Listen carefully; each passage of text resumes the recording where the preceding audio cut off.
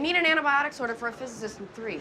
Micro called. She's got gram-positive cocci on the stain. She's probably just contaminated. She looks too good to be septic. Well, she's still febrile and tacky. And how would you know she looks? You haven't seen her since we brought her back an hour ago. Sam, I've got an obstructed newborn, a perfed ulcer, and his 6 unit of blood, and my phasic boxer just dropped his pressure in CT. Give her 2 grams of ceftriaxone, and I'll see her as soon as I can, okay?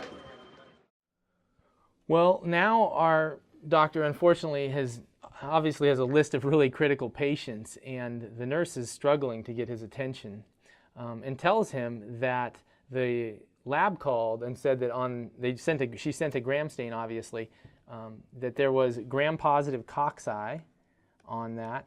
And does that concern you at all? Because it didn't sound like he was concerned. He said that's a contaminant. Is that what you kind of assume at this point, or? No, you can't assume it's contamination. In the right clinical context, you always have to assume this is a real infection until proven otherwise.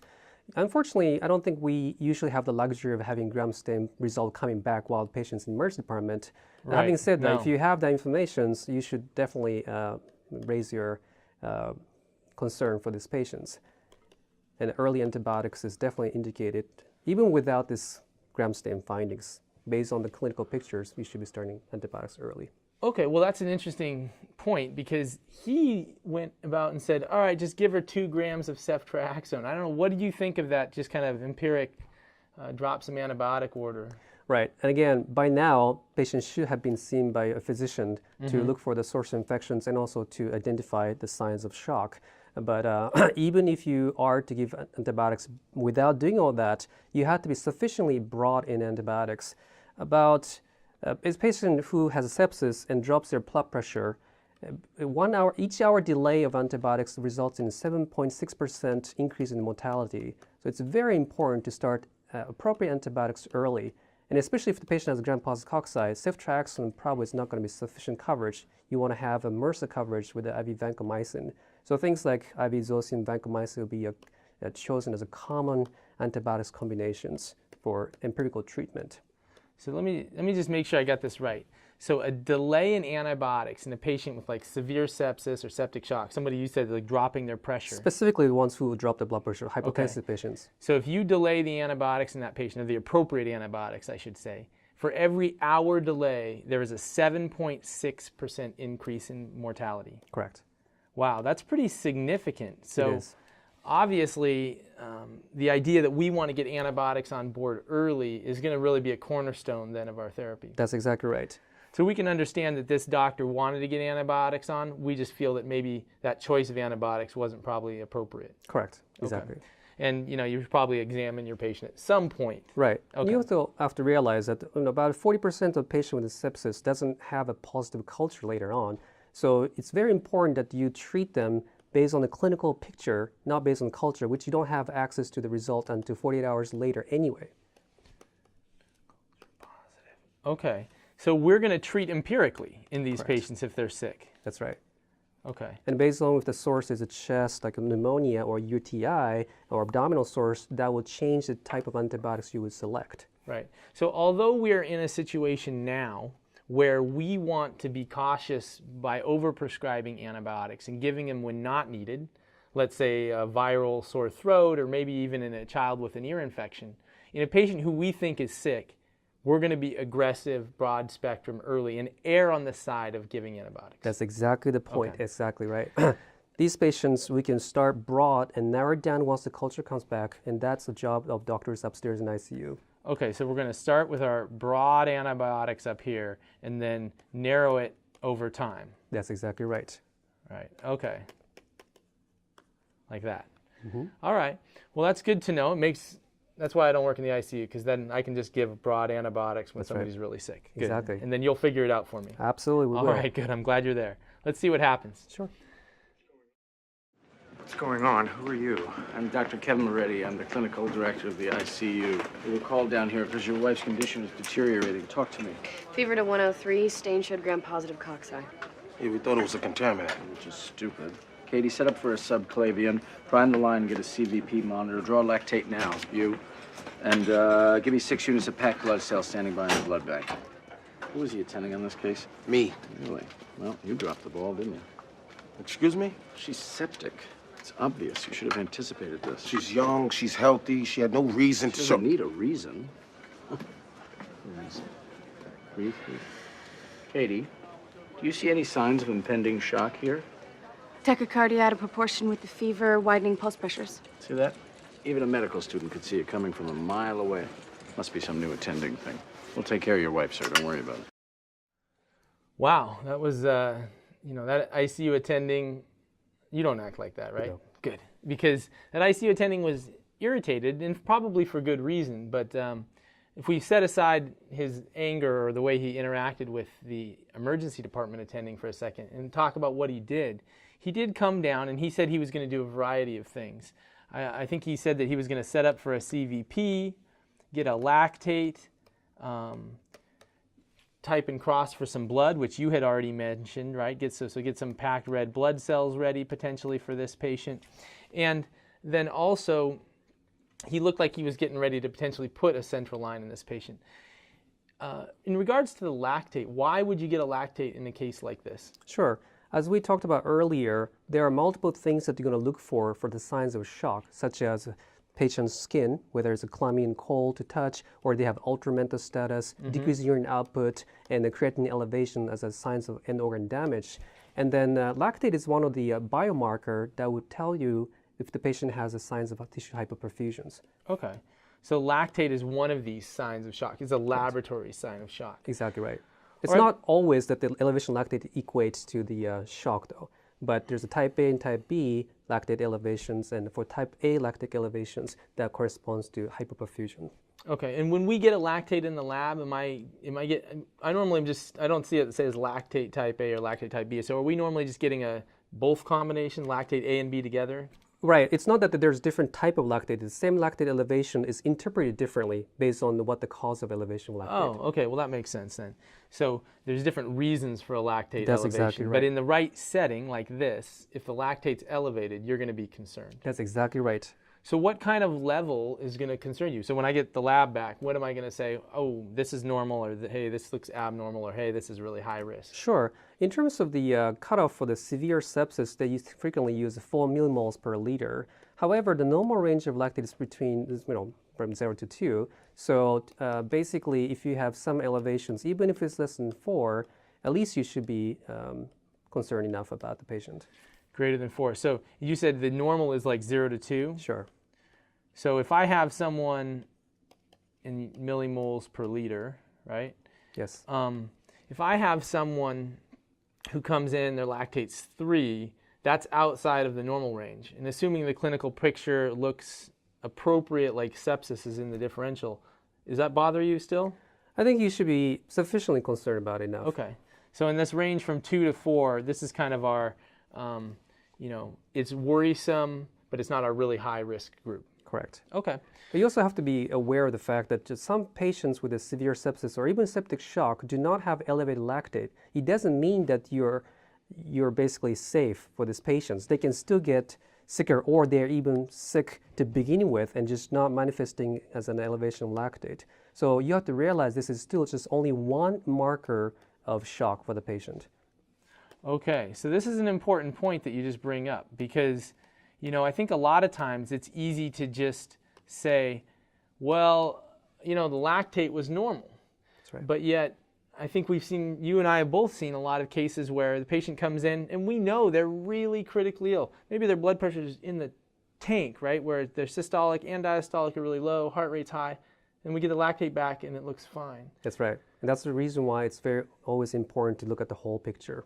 Okay. And if you get somebody who's hypotensive and they have a high lactate, is that like a sign that they're doing worse? Correct. If you cannot reverse this lactic elevation, that tends to correspond to the higher chance of multi-organ failures and mortality. So yes, not only that it will help you with the diagnosis, but also serial lactate check is going to help you with adequacy of resuscitation. Okay. So you're not just... So once I send the patient up to you, you're going to continue to check the lactate. That's exactly right. Well, that's Every good 4 to to know. 6 hours, usually we check that. All right. Well, great. Let's see what happened with our case then. Explain this again. I don't understand. My wife is healthy. All right, calm Honey, down, sir. Look, the it's bacteria okay. could have seeded the bloodstream through the lungs or cut in the skin, her intestines. Second liter's in. Goal-directed resuscitation for septic shock. It's so easy, it's so difficult for you ED types. She's shock?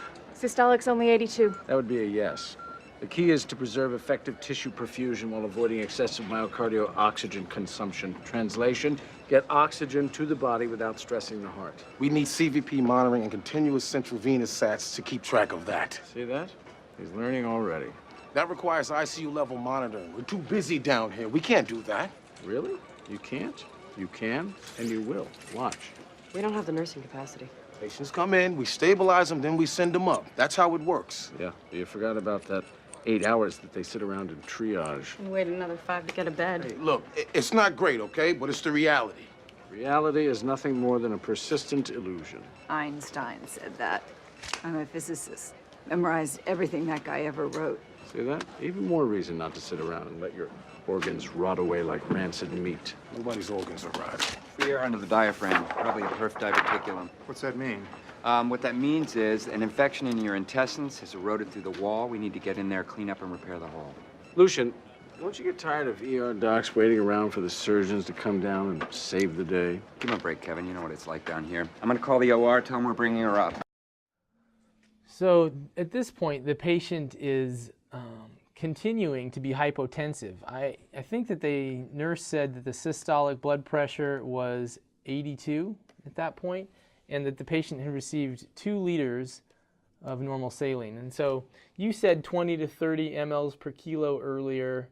Let's say she's 60 to 70 kilos, maybe 60 kilos. So that's kind of around that range. Mm-hmm. What are you going to do about her fluids at this point? Are we said, well, we've done what we can with fluids, or are we giving her more? Again, these days we tend to use the transthoracic echo to look at the IVC, Okay. but there's nothing really special about this 2 liters numbers. If some patients require 6 liters, some patients requires 3 liters, depending on the patient. Okay. So, but if the patient is not responding to fluid after you give adequate amount, whether you judge that based on the early go-to therapy based SpO2 or based on the echo, whatever the target is, if the patient is not responding well, you have to be starting pressor early enough to maintain the adequate map. We actually tend to use mean arterial pressure as a goal target. Okay. Let's say 65 or above or 70. So you're going to echo this patient. You're not going to rule out giving more fluids. Correct. If the echo tells you that the IVC is collapsing, you're going to probably give more fluids, and then you might start vasopressors also, it sounds like. Correct. Okay.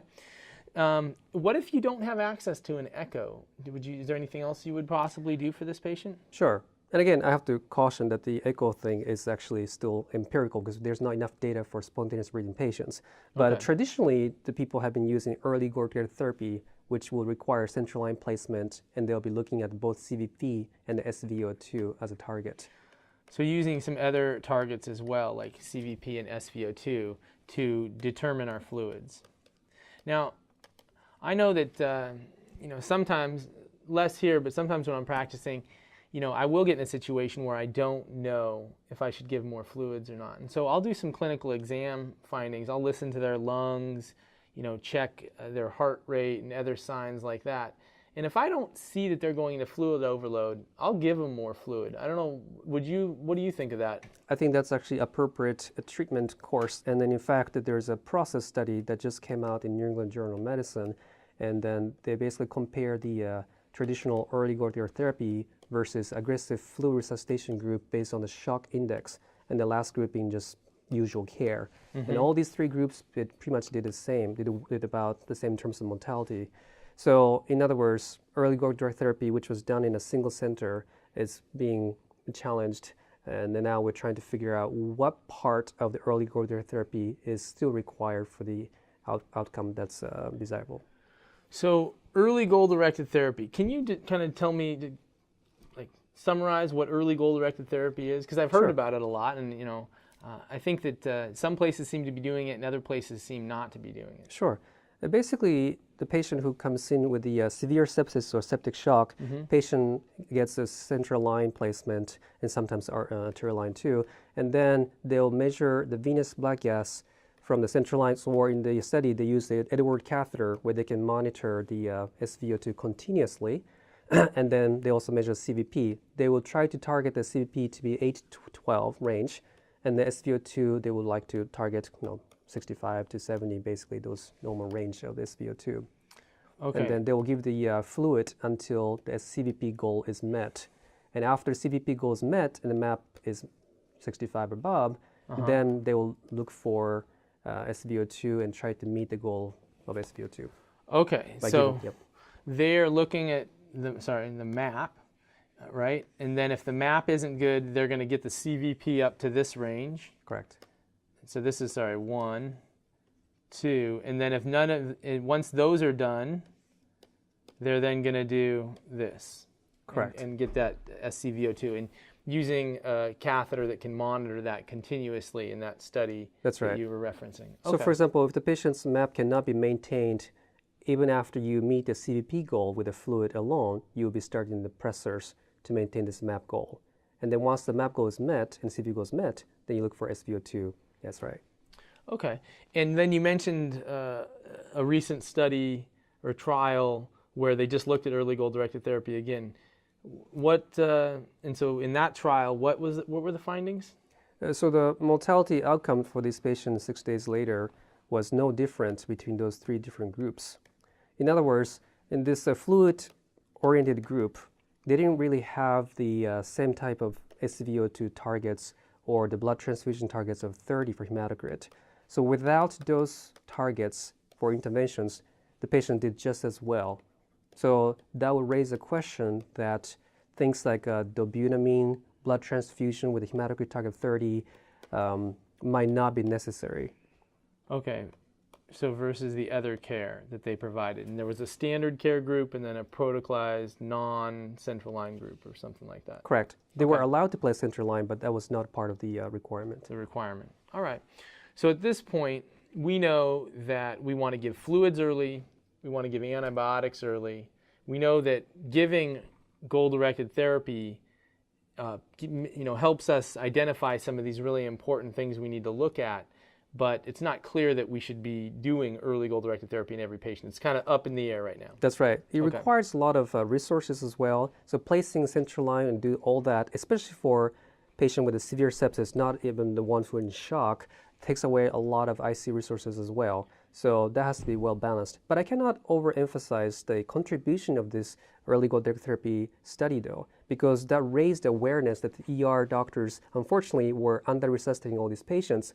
And that protocol did force the ER physician to push adequate amount of fluid. So that contribution has to be well recognized. Yeah, and I think that we've seen a real drop in the mortality rate from sepsis, probably due to early goal-directed therapy and the Surviving Sepsis campaign over the last 10 to 15 years, right? That's correct. And so that's a fantastic change. Would this patient, after 2 liters of IV fluid and a blood pressure in the 80s, would she have qualified for early goal-directed therapy or septic shock? Sure, absolutely. Okay, so this patient would have qualified for kind of this high risk category that we want to be aggressive in. Correct. And then again, another key part about this early goal-directed therapy is the word early. So unfortunately, this patient was in the waiting room for a couple hours and another couple hours for getting adequate amount of fluid. So just as the study suggested, you have to give adequate amount of fluid early within the first 6 hours. Okay, so even if we're not sure about the goal-directed therapy yet, right, there's some question marks about that, we know that the early component of that therapy is key. And you've kind of been mentioning that a few times with antibiotics, with fluids, over and over again. That's exactly right. Good.